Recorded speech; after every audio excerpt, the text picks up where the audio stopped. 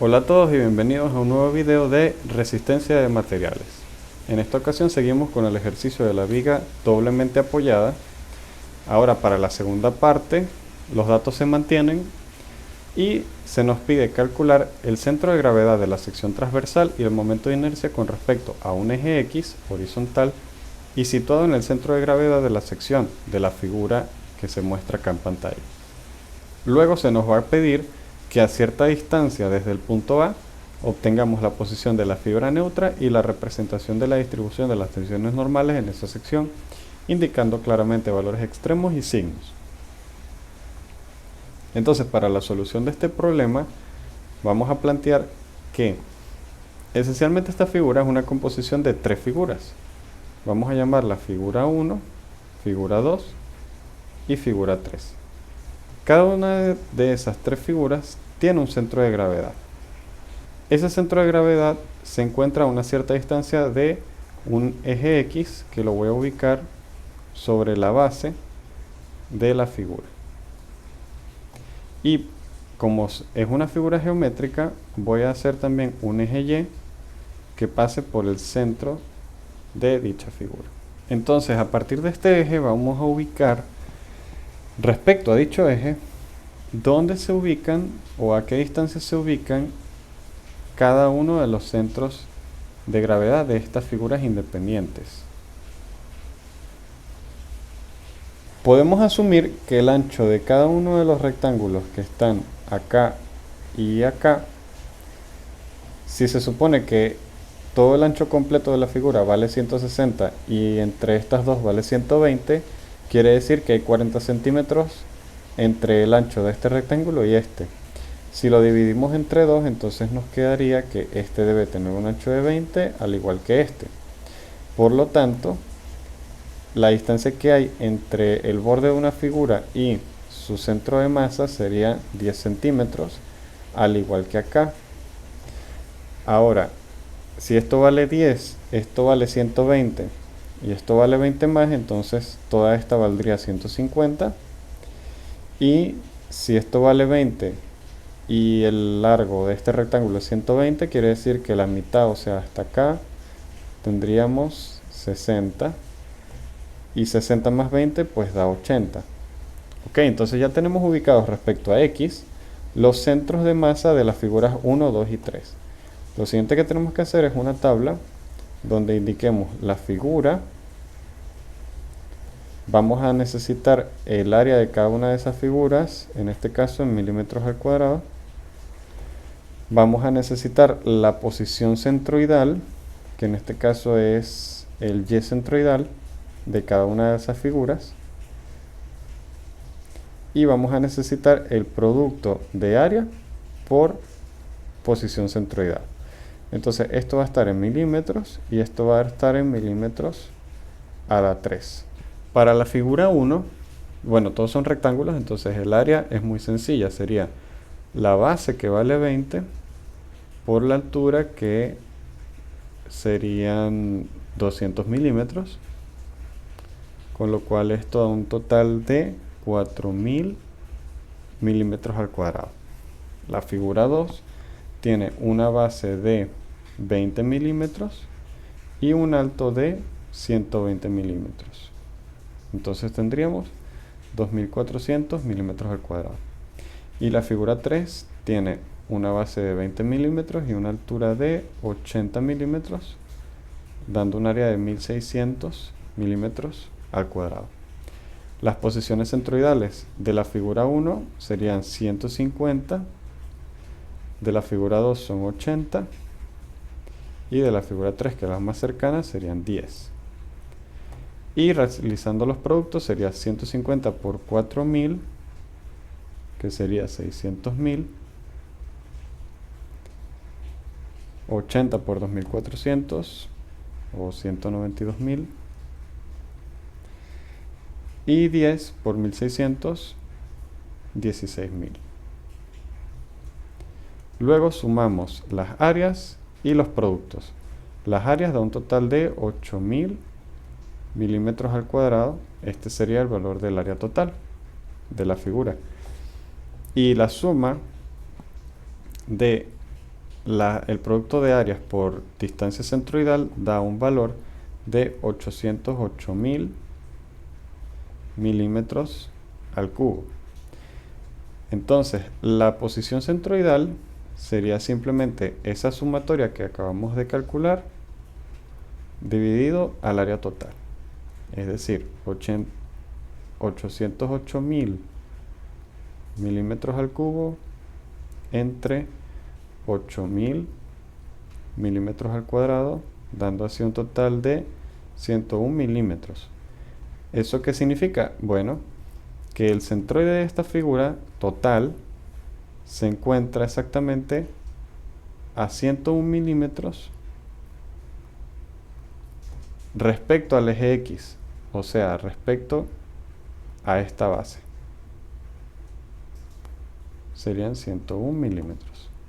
Con esto ya tendríamos otro resultado.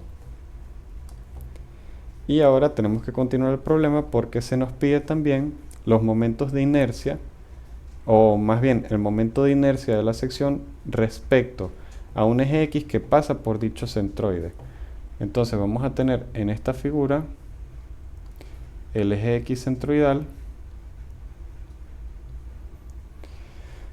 y necesitamos saber cuánto vale el momento de inercia respecto a dicho eje. Entonces para ello vamos a hacer una tabla parecida. Vamos a tener figura 1, 2 y 3 y únicamente vamos a necesitar calcular el momento de inercia respecto al centroide de cada figura,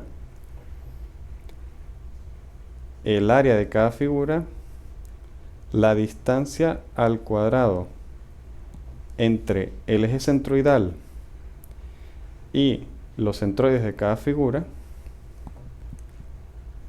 y por último calcular con el teorema de ejes paralelos el momento de inercia de cada figura respecto al eje centroidal. Entonces vamos a llamarlo así y sería simplemente el momento de inercia de cada figura más el producto de el área por la distancia al cuadrado. Entonces, en cuanto al momento de inercia de cada figura, pues notamos que todos son rectángulos, por lo tanto siempre va a ser un doceavo de la base. Por ejemplo, para la figura 1, la base es con respecto al eje X centroidal, por lo tanto la base es el ancho, que serían 200 milímetros, por la altura al cubo. La altura son 20 milímetros a la 3. Esto da un total de 133.333.33 milímetros a la 4. Para la figura 2 tendríamos un doceavo de la base, que serían 20 milímetros, por la altura, que son 120 milímetros al cubo. Esto da un total de 2.880.000 milímetros a la 4.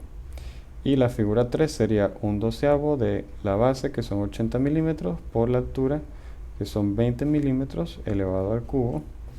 Esto da un total de 53.333.33 milímetros a la 4.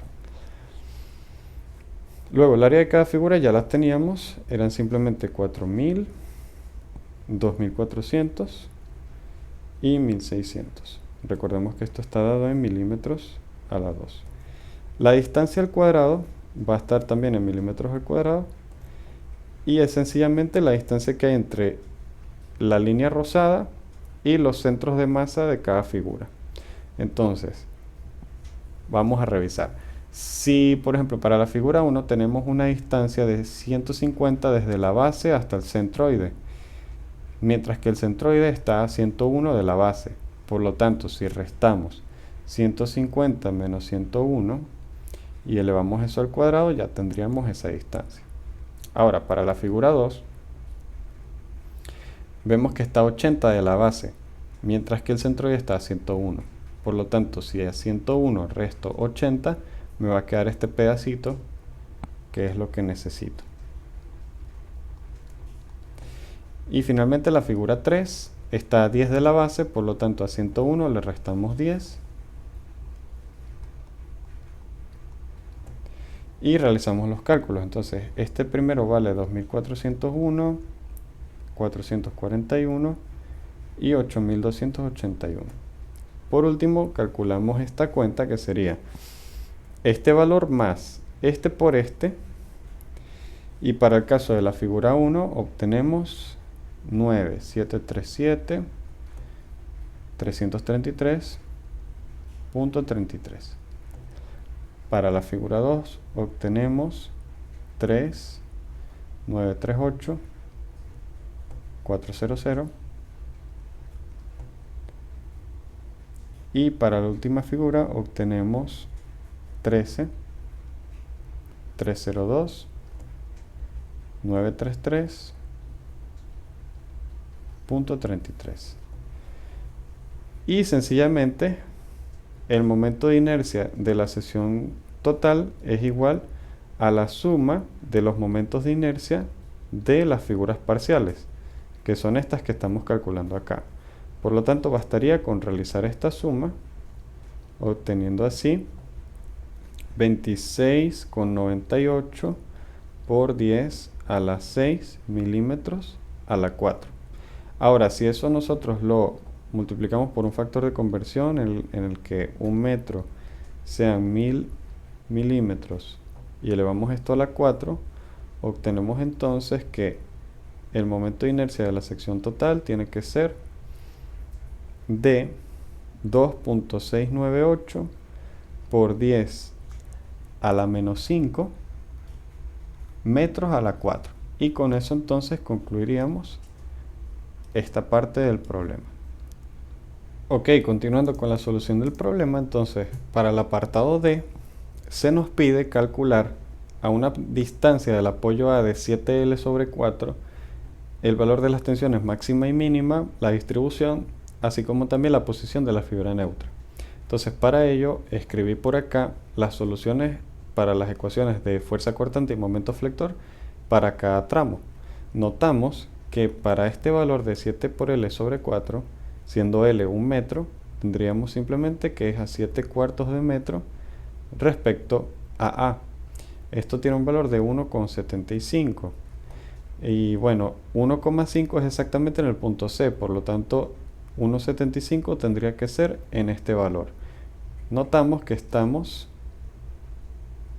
exactamente en el tramo CD, por lo tanto la ecuación que aplica es esta. Perfecto. Además de eso, bueno, vemos que no vamos a tener esfuerzos de compresión en dicho tramo debido a que se anulan entre A y C por la carga que está puntualmente aplicada en C. Es decir, que solo vamos a tener efectos de flexión pura. Ok, teniendo esto en cuenta, entonces vamos a calcular el valor del momento simplemente sustituyendo el valor de la X en la ecuación de momento flector. Y obtenemos un valor de 1,348 kilonewton por metro. En base a esto, entonces vamos a calcular el esfuerzo máximo, que sería simplemente el valor del momento calculado por la distancia que hay entre el centroide de la sección y la fibra en estudio, que va a ser, bueno, si queremos el máximo, vamos a ver, esta barra está sometida a una flexión, de modo que la deflexión va a ser en este sentido. Por lo tanto, las fibras superiores van a estar comprimidas, mientras que las fibras inferiores van a estar sometidas a tracción. Entonces, en este caso, el valor de C sería la distancia que hay desde el centroide hasta la base de la sección. Y eso lo vamos a dividir por el momento de inercia de la sección. Entonces sustituimos el valor del momento, que sería 1348 newton por metro, la distancia desde el centroide, que en este caso es esta línea rosada, y la base, porque estas fibras son las que van a estar sometidas a tracción, es decir, a esfuerzo máximo, es exactamente 101 milímetros, o 0,101 metros. Y eso lo vamos a dividir por el momento de inercia de la sección, que lo habíamos calculado y tenía un valor de 2,698 por 10 a la menos 5 metros a la 4. Esto lo multiplicamos por un factor de conversión de 1 megapascal, que serían 10 a las 6 pascales, obteniendo entonces un valor de esfuerzo máximo de 5,048 megapascales. Y ya con eso tendríamos entonces la tensión normal máxima. Para la tensión mínima, que sería en las fibras las fibras superiores, es decir, estas, que van a estar sometidas a compresión, del mismo modo tendríamos el momento, la distancia que hay hasta esas fibras y el momento de inercia. ¿Qué pasa? Que en este caso el momento sigue siendo el mismo. Notamos el signo negativo debido a ser compresión, y la distancia que hay desde el centroide, la línea rosada, hasta la fibra superior, la línea morada, sería la altura total, 160 o 0,16, menos la altura hasta el centroide, es decir, 0,101. Y eso lo dividimos por el momento de inercia calculado.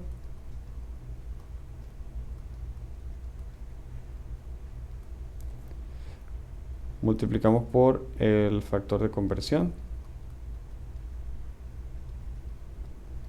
obteniendo así un resultado de 2,95 megapascales. Y con eso entonces ya tendríamos el valor del esfuerzo mínimo. Y ya pudiéramos entonces realizar la distribución de esfuerzo. Para hacer la distribución de esfuerzo vamos a dibujar ejes auxiliares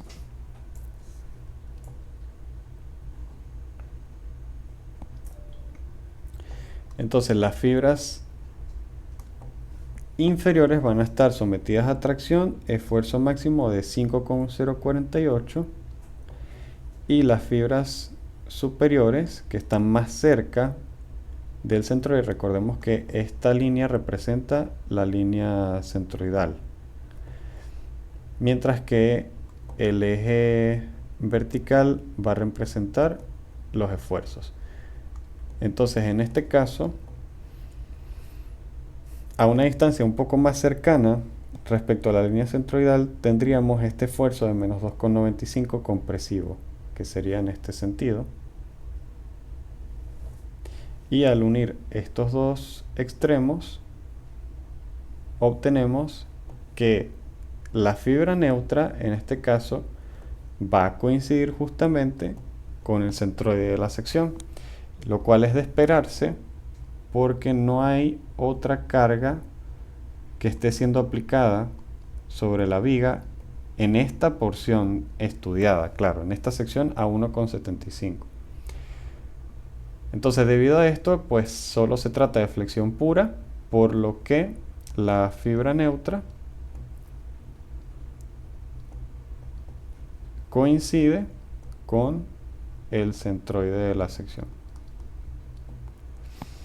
Y acotando acá, entonces tendríamos 2,95 por acá y 5,048 megapascales por acá. Y con eso tendríamos listo este apartado. Ahora bien, el apartado E nos pide de un modo similar, pero a una distancia de 5L sobre 4 de A, determinar las tensiones máxima, mínima, la distribución de tensiones, así como la posición de la fibra neutra. En este caso L tiene un valor de 1 metro, por lo tanto tendríamos 5 cuartos de metro, o mejor dicho, 1,25 metros, lo cual está antes, en este caso, del punto C, es decir, acá, a una distancia de 1,25 respecto al punto A. Entonces eso quiere decir que estamos en una porción que está sometida a compresión. Por lo tanto, vamos a tener un efecto combinado de flexión y compresión. El primer paso consiste en determinar el valor del momento de flexión en esta sección que estamos estudiando. como se trata del tramo BC, vamos a utilizar la ecuación correspondiente y la evaluamos en 1,25. Sería entonces 4,58 por 1,25 menos 5 por 1,25 menos 2/3. Esto da un valor de 2,81 kilonewton por metro. Y ahora simplemente buscaremos el esfuerzo de tensión máximo y el esfuerzo de tensión mínimo. ¿Qué debemos tener en cuenta? Que el máximo va a ser la tracción. Nuevamente, esta viga en toda su longitud, la deflexión es de esta manera. Por lo tanto, vamos a tener tracción abajo con presión arriba. La tracción va a corresponder al esfuerzo máximo y va a ser entonces la tracción por flexión, que sería momento por la distancia desde el centroide hasta esa fibra entre la inercia. Y a eso hay que restarle el efecto de la carga compresiva que se está efectuando acá. Entonces a esa carga compresiva la voy a llamar H dividido por el área de la sección. Mientras que el esfuerzo mínimo es la compresión debido a la flexión. A esta se le voy a llamar prima porque es distinta a esta. Y a esto hay que restarle también la compresión debido a la carga axial, que es H sobre A. Y estas se alinean las ecuaciones en cuestión. Ahora, con ayuda de el diagrama de la sección, vamos a determinar las distancias y todo lo que necesitamos. Entonces, para el esfuerzo máximo, habíamos dicho, era simplemente la flexión M por C sobre I menos la compresión por carga axial. Entonces la flexión sería 2810 newton por metro. La distancia que hay desde la línea rosada o el centroide hasta la base son 101 milímetros o 0,101 metros. El momento de inercia lo habíamos calculado, era de 2,698 por 10 a la menos 5 metros a la 4. Y a esto le restamos la carga de compresión, que eran 5 kilonewton o 5000 newton, entre el área total de la figura eran 8000 milímetros cuadrados,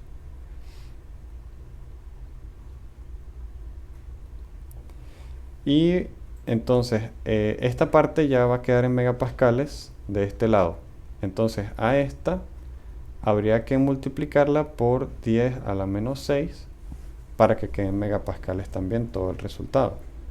Obteniendo así entonces que la tensión máxima tiene un valor de 9,89 megapascales. Ahora la tensión mínima es exactamente donde se combinan los dos efectos, es decir, la compresión debido a la flexión y la compresión debido a la carga axial. Entonces, si sustituimos, tendríamos el momento flector 2810 newton por metro. La distancia ahora es desde el centroide hasta la fibra que está en compresión, que es la fibra superior. Entonces sería 160 completo menos 101 o 0,16 menos 0,101 metros. Esto lo dividimos por el momento de inercia de la sección y lo multiplicamos por un factor de conversión de 1 megapascal, que son 10 a la 6 pascales, porque toda esta parte de adentro va a quedar en pascal. Y a esto le añadimos el efecto de la carga, que son 5000 newton, y el área, que son 8000 milímetros cuadrados. Por acá te voy a anotar lo que te había comentado de que 1 megapascal es igual a 1 newton por milímetro cuadrado. Por eso es que acá no hace falta introducir ningún factor de conversión. Y en este caso tenemos un valor de menos 6,77 megapascales, siendo esta entonces la tensión mínima. Entonces podemos hacer la distribución de esfuerzo, donde el eje horizontal representa la posición del centroide y el eje vertical la posición Y, pero también vamos a estar graficando los esfuerzos. Entonces, considerando eso, tenemos que la fibra inferior está sometida a tracción de 9,89 megapascales, mientras que la fibra superior está sometida a compresión de menos 6,77. Entonces, al unir estos dos puntos, obtenemos la siguiente recta, donde podemos notar que la posición de la fibra neutra no coincide con la posición del centroide, sino que está a una cierta distancia. Esa distancia la podemos determinar a partir de lo siguiente. Simplemente tomamos la ecuación de la tensión, que sería el momento por la distancia entre el centroide y la fibra en estudio, y el momento de inercia. A esto le restamos el efecto compresivo, que sería la carga horizontal entre el área, y eso lo vamos a igualar a 0.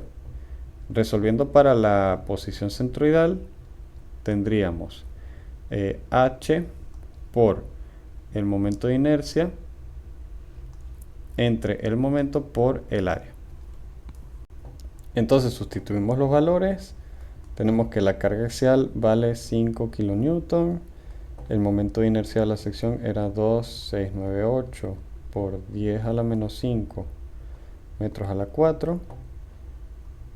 El momento flector aplicado en esta sección que estamos estudiando es de 2810 o 2,81 kN por metro. Y el área de la sección la habíamos calculado como 8000 milímetros cuadrados, a lo cual vamos a ingresar un factor de 1 metro, que serían 1000 milímetros al cuadrado, para que se pueda cancelar. Entonces esto nos da un resultado de 0,006 metros, o en otras palabras, una distancia de 6 milímetros. Por lo tanto, la posición de la fibra neutra es exactamente a 6 milímetros respecto al eje centroidal.